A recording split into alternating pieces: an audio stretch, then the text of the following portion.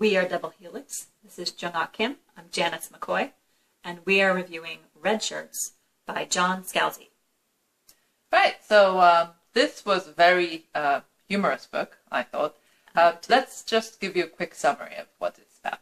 So it's an action-packed take on a universe that looks more like a little bit more than a little, actually, of Star Trek's world. The original series. The original series with Captain James Kirk. In fact, you might say the premise of the book was, what if Star Trek was real? And most of the ship's crews are extras and expendable, hence the title Redshirts. If you're not familiar with the term, fans of the series came up with that, and they noticed that the stars would go onto the surface of a planet with one extra cast member who almost inevitably had a uniform that was red. And would die. And would die. Because you can't kill off your main cast, but to make it exciting and thrilling, you have to kill off someone, so the red shirt inevitably gets killed. Right. So the hero here is one of the crew members who's probably destined for that kind of sad fate, but he starts investigating the reason why his ship has such a high mortality rate, with very interesting results. Yes. So did it work for us? I think yes. For me, generally it did.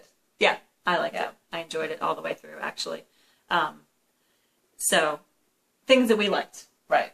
The premise itself was very entertaining. It's an endearing send-up of the Star Trek universe and all of their characters, and they do a wonderful job of kind of humorizing the main characters that we know. You know, there's the captain, there's the science engineer, there's the girl.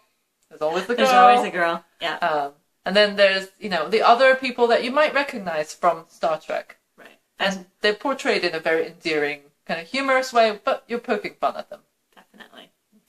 And these characters, while they are recognizable from the show, the Redshirts anyway. I mean, I guess the main cast is kind of the flat caricatures of the show characters, who occasionally, every once in a while, kind of wonder a little bit about why things are the way they are, and then they go back to being themselves.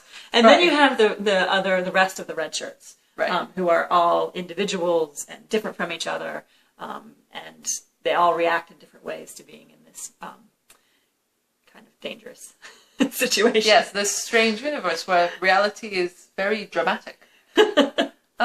So some of the other things that worked was the humor. We did think it was very funny. The way that the book is written also probably ties into that, the prose. Mm-hmm. It's very reflective of the way that the Star Trek members would have talked. It's flat, there's not necessarily a distinction between all the characters talking, and it's done for that reason. It's supposed to be... It alternates between this dramatic, flat dialogue among the major cast of the show, who are not really the major cast of the book, and then the Redshirts, who are the major cast of the book, who talk like regular human beings. Right, yes. And that contrast makes it very entertaining, actually. Yes, I agree. And also the inner narrative is very entertaining. When you see the... I mean, this is one of the few books where I think the omniscient point of view actually works. Yes, third person omniscient. Yeah, it does find it very entertaining. You find it very entertaining because you know exactly, wait a minute, what just went on there? And it's funny. Yes, it is. So things that may not have worked.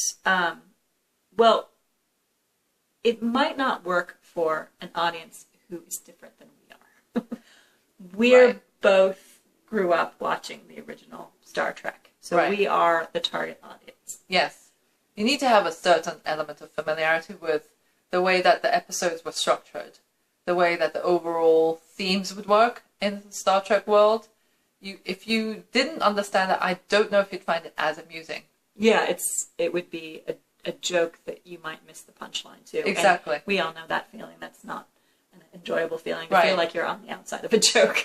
So if you don't know a lot about Star Trek, you might not enjoy this. You don't have to love Star Trek. No, you don't actually. In fact, you might enjoy it more if you didn't like it, because it does it's a cute send off.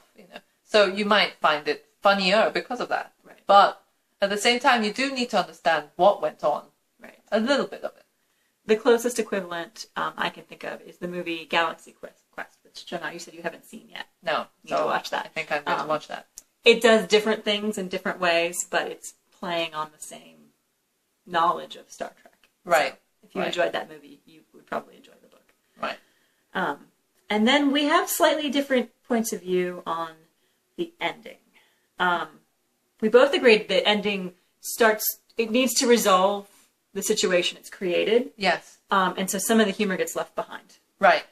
So for me, that worked because I wanted a resolution. Jung-Ah, you felt like the humor was what you liked best, so yes. in a way, and I felt a little bit like towards the end, it was a little uneven for me because we went from this very funny send-up to gradually more and more dramatic, which I felt was a little out of place given where we started. And also the time travel aspect of it, for me, didn't work very well. Time travel is always a bit dicey. It is.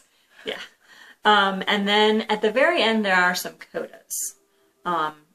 Which I thought was unnecessary. They act like epilogues. Right. But I thought it was a little unnecessary. I don't know. I didn't think they were necessary. I think you could have stopped before the codas and been fine. But I didn't have a problem with them, and there was one in particular that I felt took it a little bit even further than where it had gone. Yes. We can't tell you much more than that without ruining it, but yeah, it's certainly not a reason not to read the book. No, definitely not. Yeah.